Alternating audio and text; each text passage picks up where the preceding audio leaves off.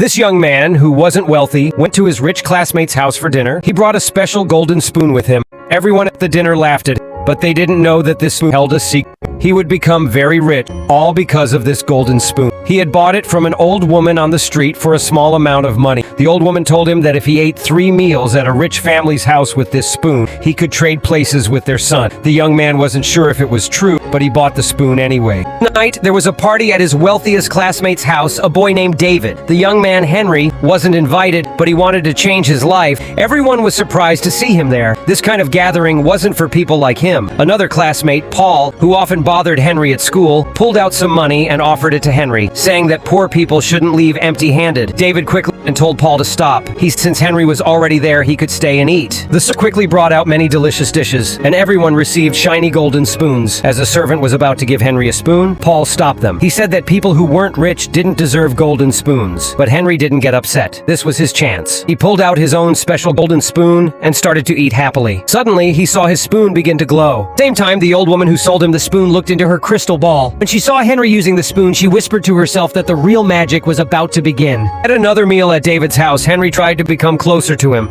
He started helping David with his school report. That night, David showed the report to his father, who read it and said his son had really improved. Later, Henry went to David's house to drop off the report. He pretended to be hungry and asked if he could have some instant noodles. But David, being kind, told the servants to prepare a full meal for Henry. Henry took out his golden spoon again and was about to eat when David's father appeared. He was surprised to see Henry and told David that spending time with poor people was a waste. David couldn't say anything to his father's words. He packed up Henry's things and asked him to leave. Henry wasn't going to give up easily. As the servant was about to throw away the leftover food, Henry quickly ran back inside and started eating like he hadn't eaten in days. He was still eating when David's father came back. Henry felt very embarrassed. He quickly got up to leave, but in his rush, he forgot his golden spoon. David's mother picked up the spoon and gave it back to Henry, telling him not to come to their house anymore because David didn't make friends with people who weren't rich. Henry left quietly, but soon he would return to that very house as their son.